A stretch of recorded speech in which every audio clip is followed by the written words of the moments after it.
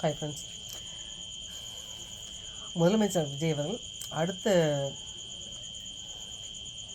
கட்ட நடவடிக்கை தயாராகிட்டு இருக்காங்க. அதாவது வெள்ளரிக்கை தயாரிப்பது, பதவியேற்கும் போதே சொன்னது வெள்ளரிக்கை தயாரிப்பேன் என்று. ஜூன் 15 முதலமைச்சர் விஜய் அரசின் நிதிநிலை விளக்கும் அறிக்கையை வெள்ளரிக்கையாக வெளியிட்டிருக்கார். தமிழக அரசின் நிதி நிலைமை எப்படி இருக்கிறது என்பதை ஒரு அறிக்கையாக வெளியிட போகிறது வெள்ளரிக்கையாக. அதுக்கு பிறகு என்ன நடவடிக்கை எடுக்கலாம் பார்க்கலாம் அப்படின்னு சொல்லியிருக்காரு.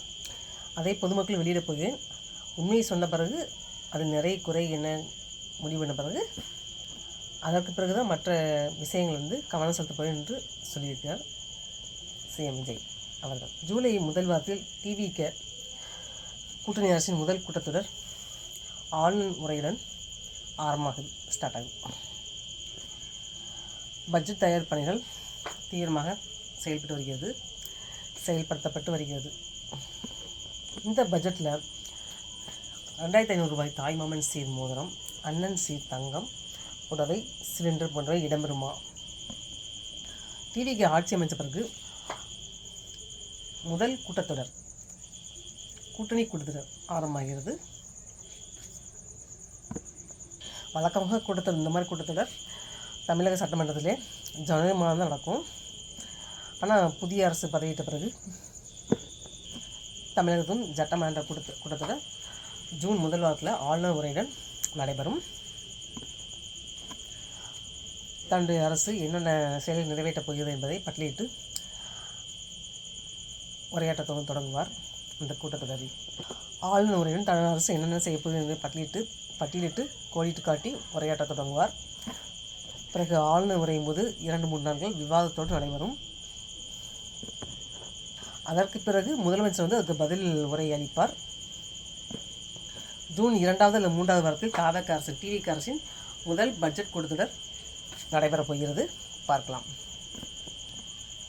வெள்ளை அறிக்கை ஒரு பக்கம் தயாரிக்கப்பட்டு வருகிறது, இன்னொரு பக்கம் தமிழக பட்ஜெட் டிவிக்கு அரசின் பட்ஜெட் தயாரிக்கப்பட்டு வருகிறது. பார்க்கலாம்.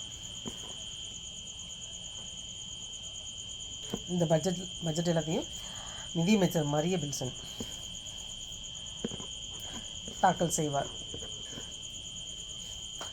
ஒவ்வொரு கட்சியிலிருந்தும் உரையாற்றுவாங்க.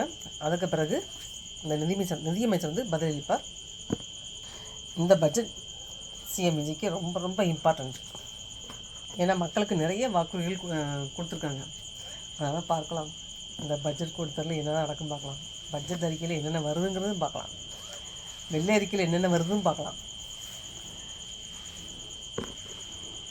தற்போது 100க்கும் மேற்பட்ட ஐபிஎஸ் அதிகாரிகள் இடமாற்றம் செய்யப்பட்டிருக்காங்க.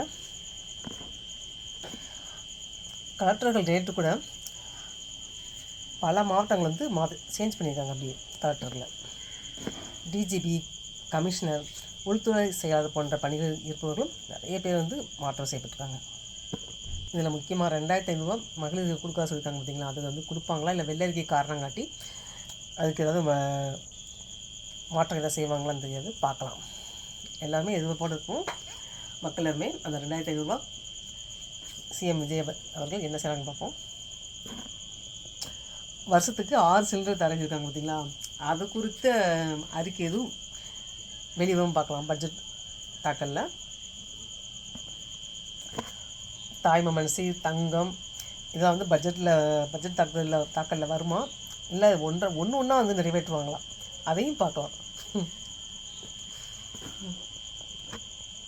இப்போது தயாரிக்கப்படும் அறிக்கை எல்லாமே முதலமைச்சர் விஜயின் பார்வை கொண்டு செல்லப்பட்டு அதனுடைய ஒப்புதலுக்கு பிறகு தான் எல்லாமே வெளியிடப்படும்.